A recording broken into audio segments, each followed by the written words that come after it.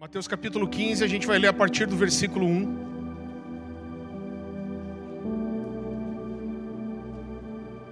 A palavra do Senhor diz assim: Então alguns fariseus e escribas vieram de Jerusalém até Jesus e perguntaram: Por que os seus discípulos transgridem a tradição dos anciãos? Pois não lavam as mãos quando comem? Jesus, porém, lhes respondeu: Por que vocês também transgridem o mandamento de Deus por causa da tradição de vocês? Porque Deus disse: honra teu pai e a tua mãe, e quem maldisser o seu pai e a sua mãe seja punido de morte. Vocês, porém, dizem que se alguém disser a seu pai e a sua mãe: a ajuda que você poderia receber de mim é oferta ao Senhor, esse não precisará mais honrar os seus pais. E assim vocês invalidam a palavra de Deus por causa da tradição de vocês. Hipócritas! Bem profetizou Isaías a respeito de vocês, dizendo: Esse povo me honra com os lábios, mas o seu coração está longe de mim. Em vão me adoram, ensinando doutrinas que são preceitos humanos.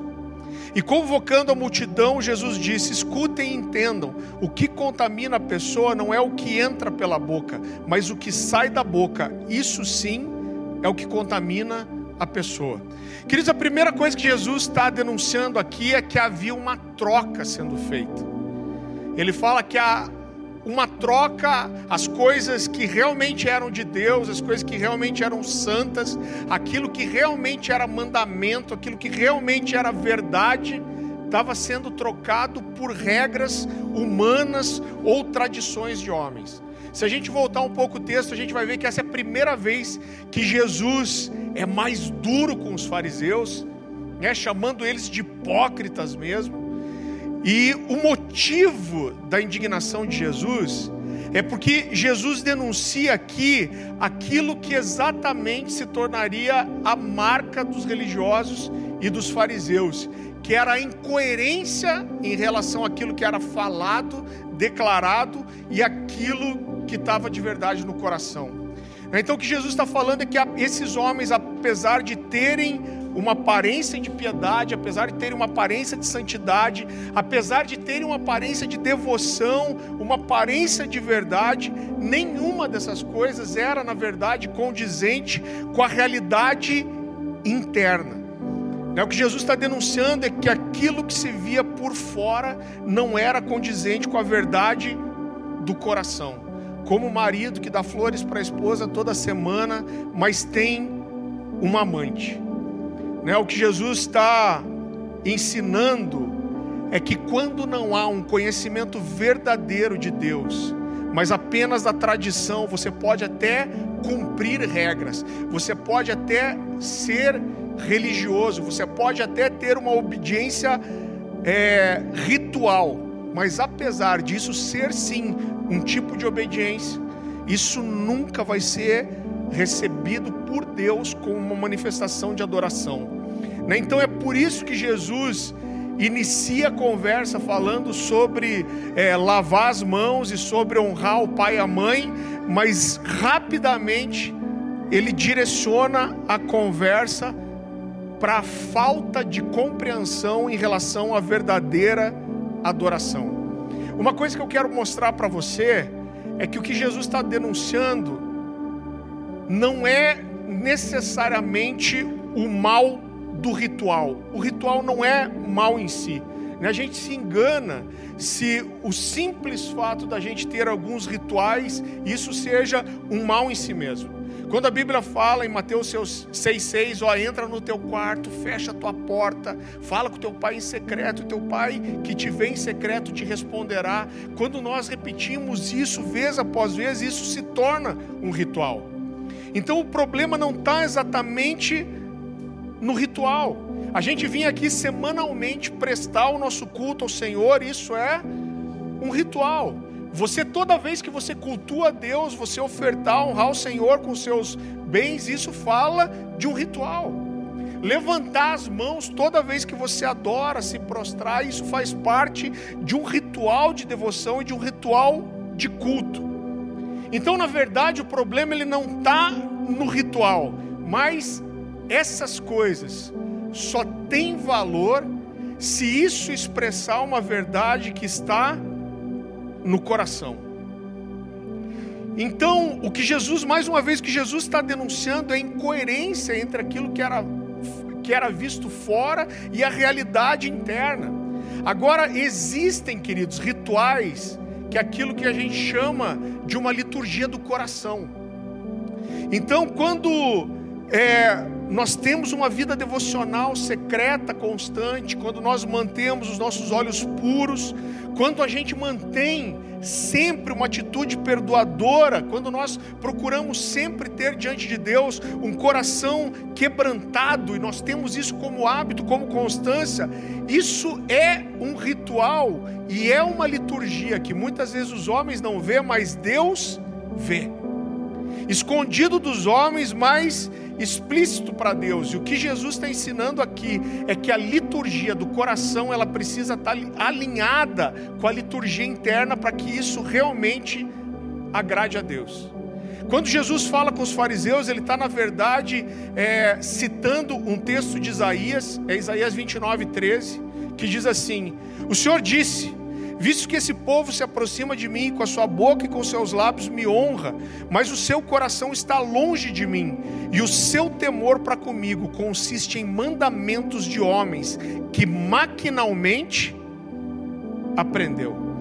Então é muito pesado, porque Isaías disse essas palavras 800 anos antes. E o que Jesus está dizendo é que as gerações vão passando, os séculos vão passando, mas o homem permanece com uma tendência de substituir aquilo que é verdadeiramente espiritual por aquilo que é humano. Jesus usa o Isaías, aliás, usa uma palavra muito interessante. Ele fala daquilo que foi aprendido maquinalmente, ele quer dizer de forma mecânica. Ele está dizendo: olha, vocês fazem coisas porque vocês veem os outros fazendo, porque vocês aprendem que é o que deve ser feito, vocês repetem o levantar de mãos como os outros, porque vocês não querem ser considerados pessoas não espirituais, mas na verdade isso é mecânico, não é a vida. A devoção verdadeira simplesmente saltando para fora, é fumaça de incenso sem perfume. A grande verdade é que Deus não vai se impressionar com a fumaça que a gente faz fora, se aquilo que está queimando dentro cheira mal.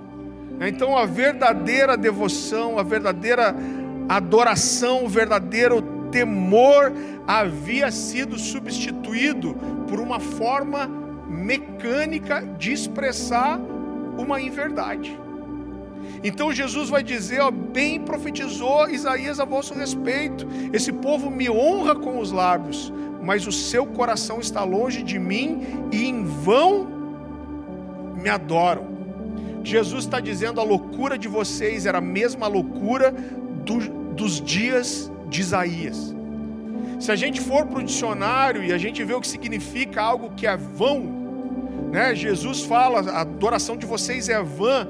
Isso fala de algo que é vazio, sem valor, ilusório, enganoso, falso, e que se baseia na aparência de mentiras. A palavra original usada aqui é a palavra matem.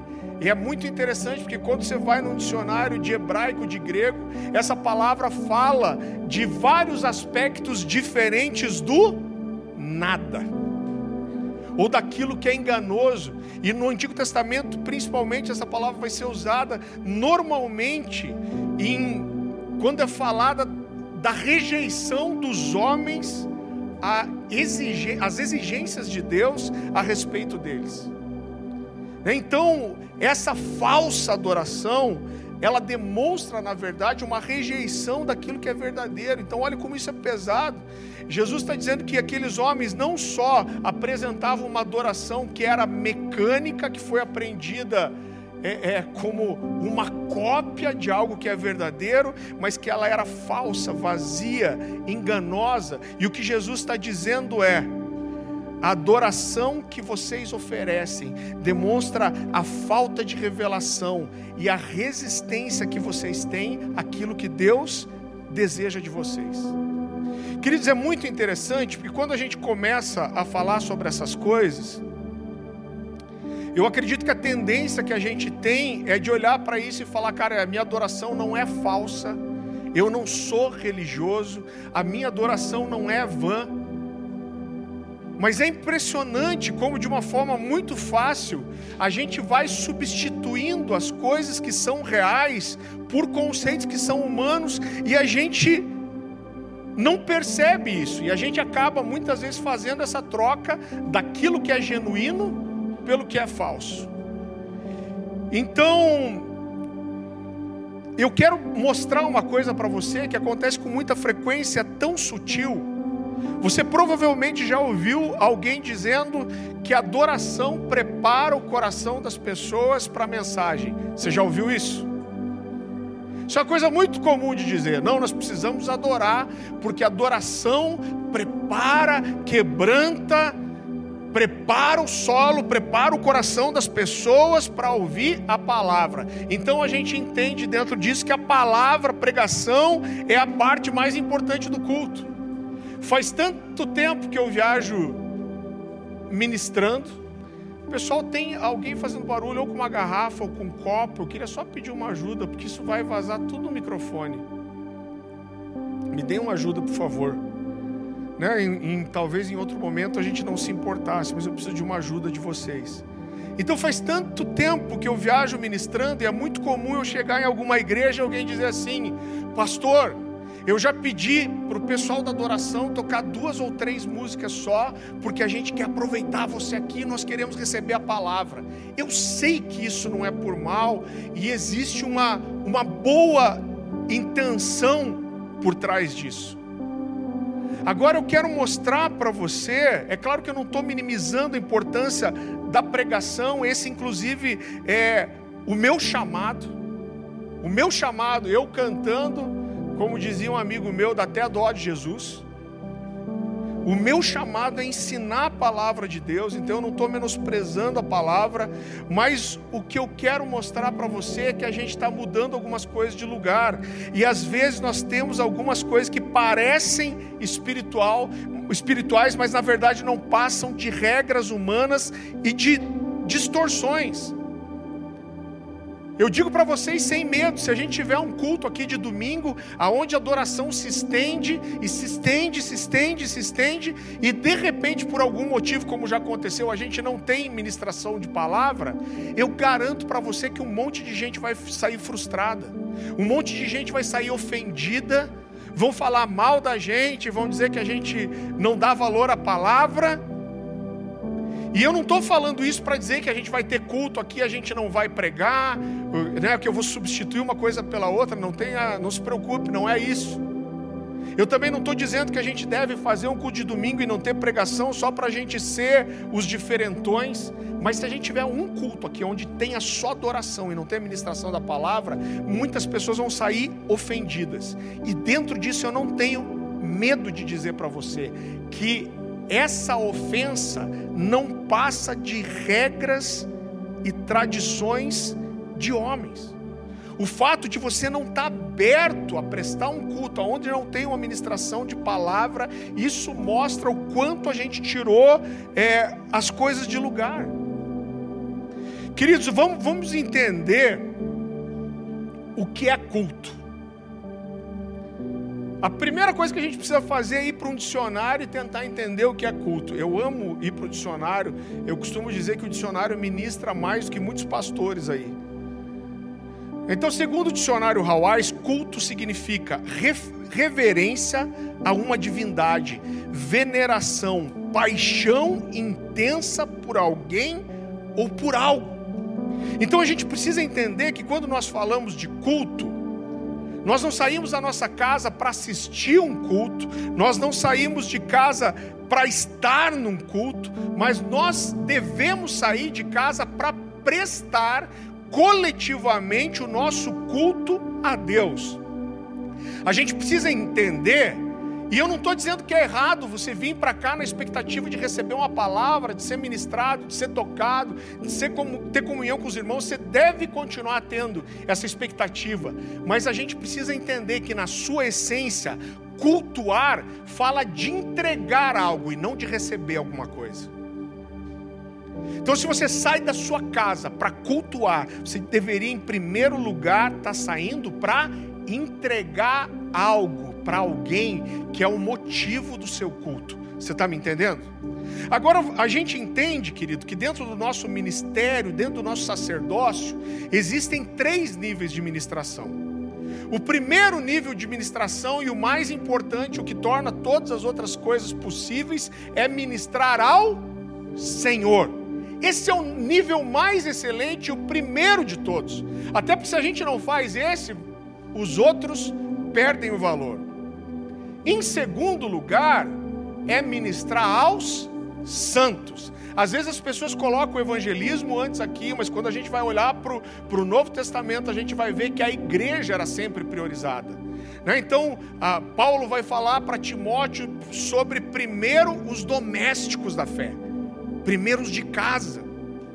Quando a Bíblia vai falar sobre ajudar as viúvas, por exemplo, aí a Bíblia fala aquelas que são verdadeiramente viúvas. Você vai entender o que ele está dizendo. Ele diz, aquelas que têm um testemunho cristão genuíno e que não tem a família para cuidar delas. Então, em primeiro lugar, a minha responsabilidade é com os meus irmãos. Em terceiro lugar, ao mundo. Agora vamos entender o seguinte, quando a gente vai prestar o nosso culto a Deus, a gente já entendeu o que é culto, é oferecer algo para Deus. Qual é a parte do culto que nós realmente oferecemos para Deus? Qual é? A adoração e a contribuição. Então a nossa adoração e a parte de ofertório são as partes que nós entregamos para Deus de verdade. E depois nós ministramos a palavra. E a palavra não é para Deus, é para os santos. Então, dentro disso, eu não tenho medo nenhum de dizer que a parte mais importante do culto não é a pregação, mas é a adoração e a contribuição. A gente entende que, na verdade, não é a adoração que prepara o coração das pessoas para a palavra, mas é a palavra que prepara o coração das pessoas para adorar. Alguém já falou assim, então vamos mudar a ordem de culto? Não, não é sobre isso. Mas quando eu ministro a palavra, eu ajudo as pessoas a serem bíblicas e serem imitadores de Cristo de verdade. Eu ensino o que Jesus espera delas. E quando essa verdade está na vida delas, elas conseguem também oferecer uma adoração que é verdadeira. Agora, olha, querido, como isso é forte. Então, olha como é sutil. Quando eu digo que a adoração prepara o coração das pessoas para a palavra, eu estou dizendo que a adoração já não é mais para adorar, mas a adoração é para preparar o coração do homem. E eu quero te dizer que a adoração, ela é um propósito em si mesmo. Qual é o propósito da adoração? Simplesmente adorar. Ela não tem outro propósito. Parece uma coisa muito simples. Mas quando eu digo que a adoração não é mais para Deus e para adorar, mas é para preparar o coração do homem, de uma forma muito sutil, eu estou tirando Jesus do centro da adoração e estou colocando o homem. E nesse momento eu já baguncei tudo. Eu peguei a essência, a verdade, e eu tirei Jesus do centro e coloquei o homem. Sabe o que é isso? Regras de homens. Sabe o que é isso? É substituir o verdadeiro pelo falso. A adoração já não é mais para o coração de Deus, mas a adoração é para o coração do homem. Nós arrancamos Deus do centro e colocamos o homem no lugar. Você sabe, eu estava conversando com o Diego esses dias, e eu estava lendo um texto de Levítico, se eu não me engano, quando Deus dá uma canção para Moisés, e ele fala assim, vocês vão cantar essas canções, e vocês vão repetir essa canção, e repetir essa canção, e essa canção falava sobre a obediência, e a bênção, e a desobediência, as consequências. E Deus dizia assim, vocês vão ensinar essas canções para as gerações, porque quando vocês me desobedecerem, isso vai ser um memorial contra vocês. É tão importante para a gente estar gravando esse material hoje, porque são canções que nasceram aqui, queridos. Que nasceram aqui nas salas de oração, que nasceram aqui durante os cultos, que nasceram quando a gente estava numa roda em casa adorando ao Senhor. Por quê? Porque isso fala de uma verdade do coração. E hoje eu entendo, e eu não quero escandalizar você, mas que em alguns aspectos, aquilo que nós cantamos, talvez tenha uma capacidade maior de estabelecer doutrina no coração da igreja do que até o que a gente prega. E é por isso que Deus diz para Moisés: cantem isso aqui, vocês vão repetir, porque o dia que vocês me desobedecerem, ninguém vai poder dizer que não sabia. Deus não fala, prega isso aqui toda semana. Ele fala, ensina o povo a cantar. Então eu vejo que essas canções nasceram daquilo que a gente vive, das coisas que são colunas para nós e das coisas que Deus fala conosco e daquilo que nós pregamos. Então por isso que é tão forte e os ministérios de adoração são tão importantes na igreja, porque eles não levam só o povo a preparar o coração das pessoas para receber a palavra, mas a adoração honra ao Senhor, ela faz a parte mais importante do culto, ela estabelece doutrina, porque a adoração verdadeira é quando nós colocamos para fora uma verdade que está no coração. E queridos, uma das coisas que mais mexe com o meu coração é a forma que a igreja responde aqui a algumas partes específicas da canção. Eu quero explicar para você o que eu quero dizer. Quando a gente olha para as Escrituras, dentro da teologia a gente fala que Deus ele traz nas Escrituras uma revelação progressiva. Então a gente olha desde Gênesis, desde o início de Gênesis, quando Deus fala, façamos o homem a nossa imagem e semelhança. Tudo isso está apontando para quem? Para Jesus.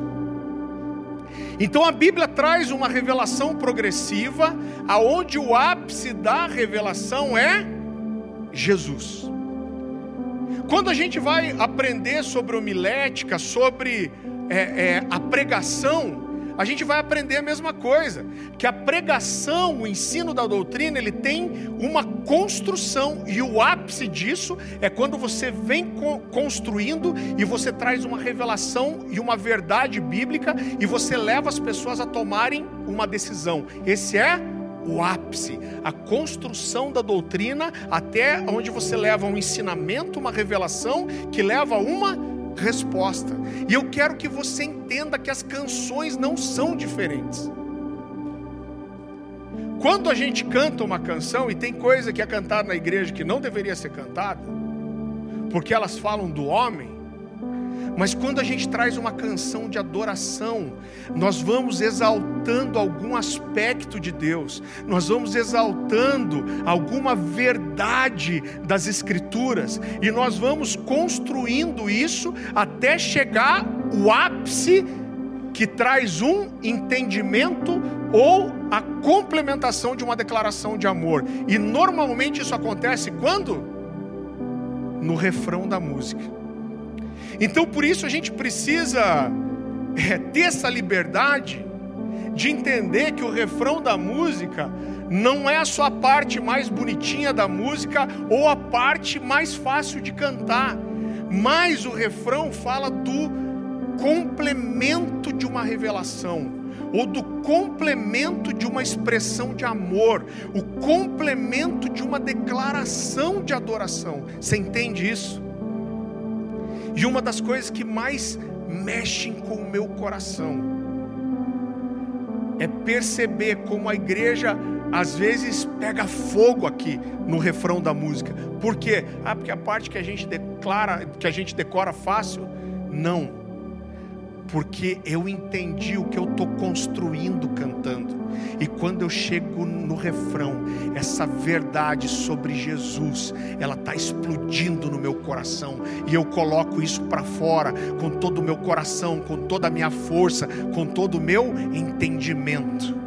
Eu entendo o que eu estou cantando. Então, querido, tudo isso fala da nossa compreensão sobre adoração. E eu sei que a gente pode ter uma discussão muito longa sobre isso, e se a gente pegar aqui, talvez 10 pastores, cada um vai dizer algo diferente sobre o que é adorar em espírito e em verdade. E eu não estou querendo bater o martelo, eu não estou querendo dizer que eu sei o que outros não sabem, mas eu acredito que de uma forma muito simples, entender o que é adoração em espírito e em verdade. A primeira coisa que eu entendo quando a gente olha para o Novo Testamento, principalmente Paulo fala muito sobre isso, Romanos vai falar muito sobre isso, sobre a carne que milita contra o espírito contra a carne. Então a primeira coisa que eu acredito que só consegue adorar em espírito quem é espiritual. E isso fala de uma vida verdadeira, genuína. Isso fala de ser de verdade. E eu acredito de todo o meu coração que adorar em verdade é exatamente o que Jesus estava dizendo que essas pessoas não tinham. Existia uma incoerência entre aquilo que saía dos lábios e aquilo que estava no coração. Ele diz: com a boca vocês me honram, mas o coração está longe de mim. Então eu acredito que adorar em verdade é que quando eu abro a minha boca e eu faço uma declaração, isso expressa a verdade que está no meu coração. É a verdade viva, ativa aqui dentro, saltando para fora.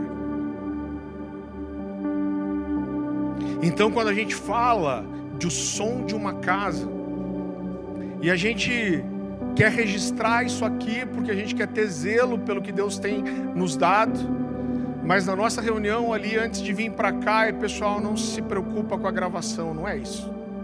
Não é isso que é importante. O que é importante é a gente registrar o que essa casa vive, é registrar o que está no nosso coração, é registrar o que a gente faz não no dia de uma gravação, mas o que a gente faz todas as vezes que a gente está reunido, nem só na igreja, mas quando a gente está 2, 3, 4, 5, é isso, a gente só quer ser de verdade. A gente só quer ser de verdade. A gente pregou tanto aqui sobre a volta triunfante de Jesus. Jesus como rei que vai chegar em Jerusalém, agora não montado em cima de um jumentinho, mas como diz Zacarias, ele vai pisar os seus pés no Monte das Oliveiras, no mesmo lugar que ele subiu, e ele vai partir aquele monte ao meio, e ele vem montado num cavalo branco, e ele tem as vestes sujas de sangue, porque ele vai julgar as nações, e na sua boca há uma espada afiada, os seus olhos são como chamas de fogo, e ele vai reinar fisicamente em Jerusalém, e as nações subirão para se prostrar diante dele. Então a gente ensinou tanto isso, e eu vejo que toda vez que a gente fala sobre Jesus reinar, sobre ele ser o Senhor, sobre ele ser homem, mas ser Deus, sobre ele reinar fisicamente em Jerusalém, a igreja pega fogo. Por quê? Porque houve o entendimento, houve uma revelação, e isso queima no nosso coração, e quando a gente canta algo que é verdade para nós, o incenso perfumado sai, e é isso que o Senhor recebe com perfume suave e agradável. A gente tem mais 2 canções.